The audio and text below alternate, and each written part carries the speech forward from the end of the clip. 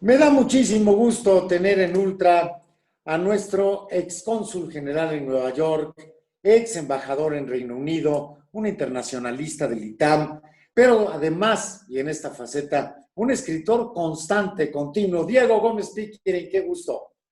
El gusto para mí es enorme, querido Fernando, a través de ti, volver a esa entrañable ciudad de Puebla y platicar por breves momentos con todos mis amigos poblanos de un libro, el último que acabo de publicar con Taurus, una gran editorial, y que ya está disponible en todas las plataformas y en las librerías.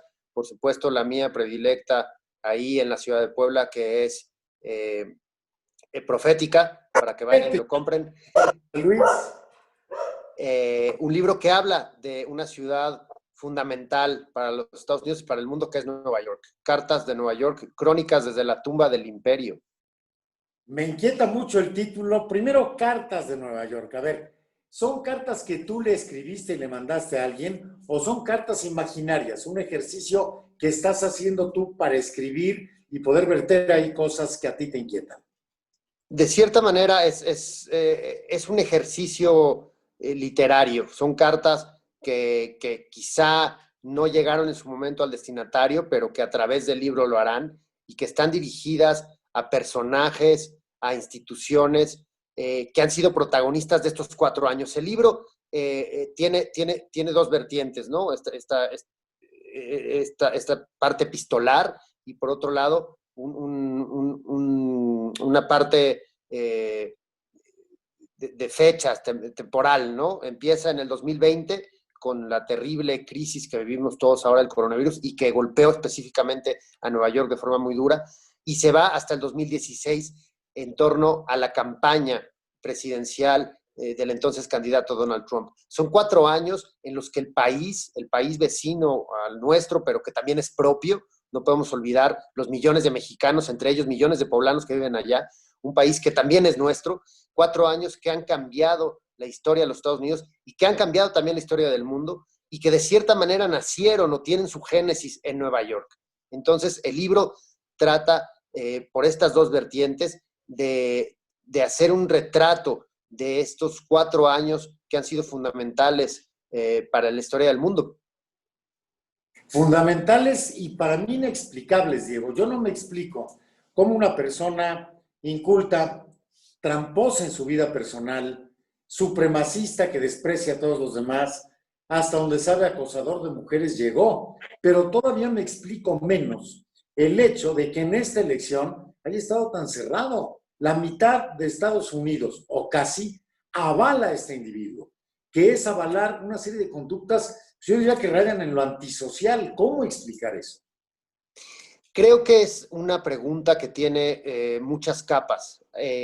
Donald Trump no llegó a la presidencia y lo podemos perfectamente ver en el libro de un día para otro. El fenómeno que Donald Trump representa, porque Donald Trump al final del día se convirtió en el vocero de las inquietudes de más de 70 millones de estadounidenses, eh, se cocinó poco a poco y se tornó al final del día en presidente por una inquietud que hay que saber leer y hay que saber entender.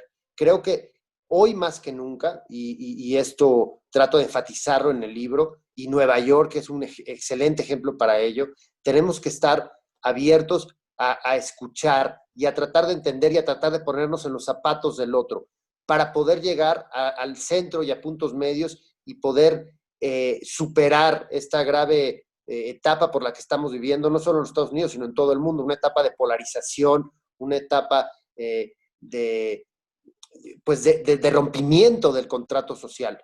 Creo que lo que Estados Unidos vive todavía al día de hoy, los 4 años de los que salimos, de los cuales hablo en el libro, son muy representativos de un periodo de transición a nivel mundial, en el que tenemos que tender puentes más que construir muros. Y para tender esos puentes tenemos que aprender a escuchar. ¿Qué es lo que pasa, Fernando? Y creo que lo vivimos hoy, lo vivimos en Puebla, sin duda alguna, en la Ciudad de México, lo vivimos en España, lo vivimos en muchas partes de la geografía mundial. Nos damos a la cerrazón ideológica. y esa cerrazón creo que no lleva a ningún punto bueno, solo lleva a la confrontación. Tenemos que aprender a escuchar y a partir de escuchar al otro, es que también me voy a poder escuchar yo y es que creo podemos de esa manera construir puentes y romper este ciclo que ya llevamos arrastrando pues bastante tiempo. Te dice algo, Diego, que la ciudad más poderosa del mundo, el capital financiero, el teatro, la ópera, todo eso que tú y yo sabemos que es Nueva York, haya sido la más golpeada por el COVID. Creo que sí, Nueva York de cierta manera es la cara de los Estados Unidos. ¿Quién no conoce Nueva York? Incluso aquellos que no han puesto pie en la ciudad de Nueva York la conocen porque han visto a la Estatua de la Libertad, a las desaparecidas Torres Gemelas, al Empire State o Central Park. Lo han visto en películas, lo han visto en series de televisión, lo han visto en videojuegos, lo han leído en la literatura, lo han escuchado en canciones y en la música. Nueva York es una ciudad que todos de cierta manera sentimos como propia. Es una capital y con todo el derecho de serlo, mundial. Y en ese sentido también es la ciudad primordial de los Estados Unidos, la puerta de entrada. Por ahí entraban los migrantes desde inicios del siglo XX, lo siguen haciendo al día de hoy. Todos los poblanos que han llegado a los Estados Unidos de cierta manera han llegado a Nueva York. Y tenía, creo que de forma fatídica, el coronavirus entrar a Nueva York, a los Estados Unidos por Nueva York. Por eso creo que fue tan abrasivo y que fue tan terrible. Hay y en paz descansen, muchos paisanos, muchos migrantes mexicanos que han fallecido como consecuencia de esta grave enfermedad por la manera en que irrumpió en Nueva York. Pero al mismo tiempo creo que es importante revisitar Nueva York en un amplio sentido para entender también en qué punto están los Estados Unidos, no solo a partir del coronavirus, sino extendiendo este entendimiento a la polarización política, a la polarización social. Creo que solo de esa manera es que vamos a lograr encontrar una respuesta o las respuestas que se necesitan a todas esas preguntas que tú hacías hace un momento y que nos hacemos todo el tiempo. ¿Por qué hubo un presidente como Donald Trump? Ahora, Diego, la segunda parte del título del libro, La tumba, desde la tumba del imperio, crónicas desde la tumba del imperio. Estás sepultando al imperio como tal, al que conocemos. Si lo metes en una tumba es que ya murió. ¿Qué quieres? ¿Está desapareciendo el Estados Unidos y la Nueva York que conocemos?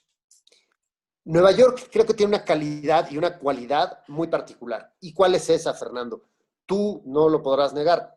Cuando vas a Nueva York, incluso después de años de no haber ido, reconoces muchas cosas, ¿no?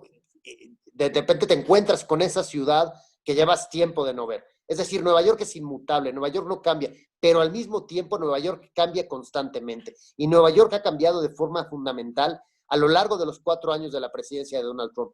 De eso habla el libro. ¿Por qué son crónicas desde una tumba adelantada? Son crónicas desde una tumba adelantada porque la realidad es que los Estados Unidos están transformándose. ¿En qué se van a convertir? No lo sabemos. En enero empezará una nueva presidencia con Joseph Biden y Kamala Harris. Quizá se reviertan ciertas políticas públicas que se implementaron durante la administración de Donald Trump. Quizá no, eso estará por verse. Pero es un país en transición y es un país que ha disminuido su peso internacional. Eso es innegable. Podemos ver la estructura de la OTAN, podemos ver al sistema de Naciones Unidas, podemos ver el Concierto Internacional de Naciones, podemos ver el diálogo en la Organización Mundial de la Salud, sobre todo a partir del COVID, y vemos, sabemos y reconocemos que los Estados Unidos han cesado de jugar un rol como otrora lo hacían. ¿Esto qué representa? Esto representa un retroceso en la presencia americana y representa también una transición del bien o mal llamado siglo americano. Al final de las guerras mundiales se crea un nuevo sistema. Fueron tan disruptivas las guerras mundiales que los victoriosos encabezados por los Estados Unidos han de crear un nuevo sistema financiero, un nuevo sistema monetario, un nuevo sistema internacional, cuyo pilar son las organizaciones como el Banco Mundial, el Fondo Monetario, las mismas Naciones Unidas que se crean en el año 45. A lo largo de prácticamente 75, 80 años, ese sistema funciona para bien o para mal, ¿no? Con sus altas y sus bajas, Pero hoy ese sistema está en crisis, ese sistema está transicionando hacia uno nuevo. Y su principal protagonista, su orquestador y su creador, que son los Estados Unidos, ha cesado de jugar un rol fundamental. Y esos vacíos dejados por los Estados Unidos han empezado a ser llenados por potencias medias o potencias grandes, de China a Rusia, por mencionar a solo dos. Entonces es innegable que lo que viviremos a futuro será distinto de lo que hemos vivido nosotros, que somos al final del día engendros del siglo XX, a lo que nos tocó vivir. Lo que van a vivir las nuevas generaciones es distinto y quizá no llevará ese sello inconfundiblemente americano. Y eso se ve en Nueva York el día de hoy. Aunque sigue siendo una capital mundial, también en Nueva York están esas señales de que la presencia americana y el empuje y el liderazgo quizá están pasando la estafeta. ¿A quién? Pues todavía estará por verse. Diego, el libro se puede adquirir en cualquier lugar, nos decías. Sí, mi querido Fernando, a aquellos que estén en Puebla escuchándonos, pues pásense al bellísimo centro histórico de la capital poblana, a esa muy bonita librería que es Profética, y lo pueden adquirir ahí. Y si deciden, como debe de ser en estas épocas de coronavirus, guardar su sana distancia, pues están a un clic de adquirirlo. Pueden ingresar a la página de Penguin Random House, que es la casa editorial que lo publica, es megustaleer.com.mx, y ponen ahí Cartas de Nueva York, Diego Gómez Pickerick, y les saldrán múltiples opciones para adquirirlo, sobre todo a través de plataformas web, si es que lo quieren en versión electrónica. Si lo quieren en versión física, también lo pueden comprar ahí y les llegará a su casa en cuestión de días. Diego, me voy a otro lado del mundo porque tú estás radicando en otro país golpeadísimo y en una ciudad adorada, donde más vive mi amigo Serrat, con el que me escribo con frecuencia. ¿Cómo está viviendo Europa todo esto y concretamente España? Porque es realmente de locura que ya habían salido, ya habían hecho verano y este rebrote los tiene confinados, los tiene en la desesperación absoluta. ¿Cómo lo están resolviendo? Si es que lo están resolviendo. Yo creo que Europa en general y España en particular han sido gravísimamente afectadas por esta epidemia, por esta pandemia. Barcelona lo sufre todos los días. Barcelona, que es una ciudad que siempre ha estado al final del día abierta a través del mar, del Mediterráneo, al resto del mundo, una sin los turistas, sin los visitantes, pues lleva prácticamente 9 meses cerrada cal y canto, en la cual no ha recibido ni visitas ni flujo de turistas. Ha golpeado económicamente muy fuerte la pandemia a España, en particular a Barcelona. Hay muchísima gente que se ha quedado sin empleo, mucha gente que está en el paro, como se denomina ya, es decir, desempleada, con algunas pocas ayudas del Estado. Hay muchísimos negocios que han cerrado, cerrajerías, lavanderías, las tiendas de abarrotes, porque no se dan, no se dan abasto, no es que no se dan, más bien, no pueden pagar, por ejemplo, las rentas de los locales y deben de cerrar. Hay mucha más gente en situación de calle. Si uno camina, ve a muchos más indigentes. Es terrible, por supuesto, por no hablar de las pérdidas humanas. Hay amigos, hay familiares que han perdido más de un ser querido en su círculo cercano, y si hablamos del contingente médico, pues ha sido gravemente golpeado también por las largas jornadas laborales y por las pérdidas humanas que han sufrido por estar en contacto con la epidemia de manera directa.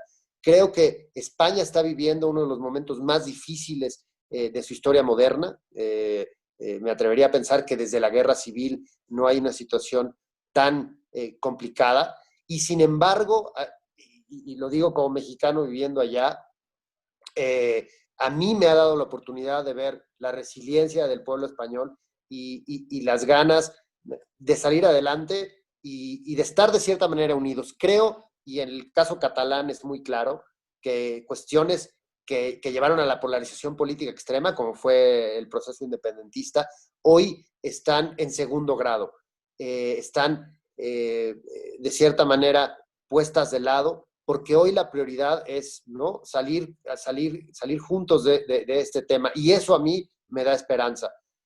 Ojalá que lo que vivimos en España pueda también sentirse de esa manera en México, y esa solidaridad que siento que aún no cuaja de manera completa en México, pueda llegar a verse en México también. La pandemia es una manera no adecuada de llegar a esa solidaridad, pero qué bueno de cierta manera que se vea esa solidaridad ante el abatimiento que nos ha traído la pandemia del coronavirus. Ahora, uno, las dos cosas, el libro y la pandemia. De pronto oigo hablar a la gente de la nueva normalidad, algunos que dicen, no, no, ya hay que volver a nuestra vida normal. En medio de todo esto, una encíclica del Papa, fabulosa la ley, más allá de que seas católico o no, Fratelli Tutti es un llamado a la hermandad universal. ¿Qué crees que debamos aprender de todo este proceso, tanto el geopolítico? ¿Qué nuevo ser humano podemos aspirar a ser?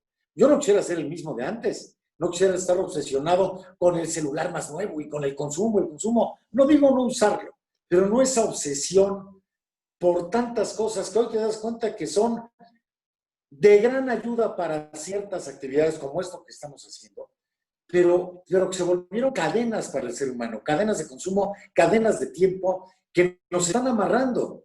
Hay gente que no concibe su vida si no trae el iPhone nuevo, porque aunque le sirva muy bien el iPhone 8, no, te da prestigio traer el nuevo, si no van a pensar que eres pobre, que eres mediocre, que no has triunfado en la vida. Entonces, el mundo en ese sentido también nos ha cambiado. ¿Qué deberíamos, desde tu punto de vista, aprender de todo esto? ¿Quiénes deberíamos ser cuando pasemos la pandemia? Creo que la pandemia es muy aleccionadora. Lo vemos en Nueva York. El primer capítulo de mi libro habla de cómo la pandemia golpea a la ciudad de Nueva York, cómo se ve en Central Park que se arma de la noche a la mañana un hospital militar en pleno parque central de la ciudad de Nueva York. Hoy hemos visto, sin duda alguna, que hay muchas cosas, como tú bien dices, que no necesitamos. Recuerdo casi a pie de letra una conversación que escuché a mi vecina en Barcelona decir durante una de las muchas noches que pasamos encerrados sin poder salir a la calle, porque te multaban la policía, la Guardia Nacional Española, la Guardia Civil en ese caso, tenía retenes en cada esquina y estaba controlando que la gente no saliese de casa si no es que fuera por cuestión de emergencia justificada. Y la vecina hablaba, que es por cierto una mujer que gusta, como muchas por supuesto, de vestir bien y tener un guardarropa ensanchado, que llevaba prácticamente 2 semanas de no cambiarse de ropa o de cambiar quizá solo una prenda, ¿no? O la blusa, los pantalones, y que se había dado cuenta que llevaba viviendo toda la vida creyendo que era una necesidad imperiosa tener ese guardarropa ensanchado, cuando al final del día podía sobrevivir con 2 o 3 prendas. Eso puede sonar, ¿no?, insulso, superficial, pero nos hace pensar en todo lo que creemos necesitar cuando realmente no necesitamos. ¿Qué es lo que necesitamos en esta vida? Necesitamos compañía, porque somos seres gregarios, y esta compañía puede ser, por supuesto, la pareja sentimental, los hijos, la familia extendida y sobre todo los amigos, pero también otros, ¿no?, connacionales, un grupo social. Somos seres sociales, necesitamos compañía, pero para tener compañía necesitamos ponernos en los zapatos del otro, necesitamos compartir. Esta pandemia creo que es fundamental porque ha homogeneizado al ser humano. Nosotros creamos muchas barreras por muchos años y decíamos, híjole, yo soy poblano, pero los que vienen de la Sierra Norte pues son otra cosa, o los que vienen de allá para Morelos por otra cosa, o yo soy chilango y los provincianos, híjole, son harina de otro costal, o yo no, soy gringo y los demás pues la verdad es que están mal. Es decir, barreras constantes entre nosotros y los demás. ¿Qué nos ha enseñado el coronavirus? Que todos vamos a morir tarde o temprano, sea porque nos contagiemos, que Dios no lo quiera, o sea porque llegamos a cierta edad, es decir, nos vemos confrontados a una realidad que nos hace ver que realmente somos iguales. Seas tú de Puebla, sea yo de la Sierra Norte, sea yo chilango, sea gringo, sea español o catalán, al final del día estamos hechos de la misma cosa y en polvo, ¿no?, nos convertiremos en algún momento. La pandemia creo que nos ha enseñado eso, y si no lo ha hecho, sentémonos a pensarlo y a partir de eso construyamos esa nueva realidad. La nueva realidad, por supuesto, tendrá que ser una en la que no dependamos de tantas cosas exógenas para ser felices, llámese esto un iPhone, llámese esto un gran guardarropa ensanchado como mi vecina, llámese el tener muchos coches, tener una gran casa.